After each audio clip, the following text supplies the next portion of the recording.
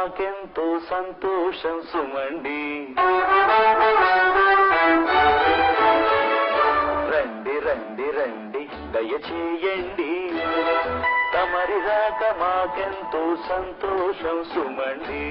నేను చెప్పాగా మీకు నాన్నగారి తీరు. ఆహా, ఇష్టమైన వాళ్ళొస్తే పట్టలేని హుషారు, పలకరింపుతోనే మనసు ఈతగలరు.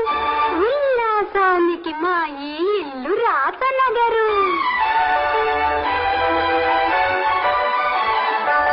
తమరేనా సూర్య? ఇలా కూర్చోండయ్యా.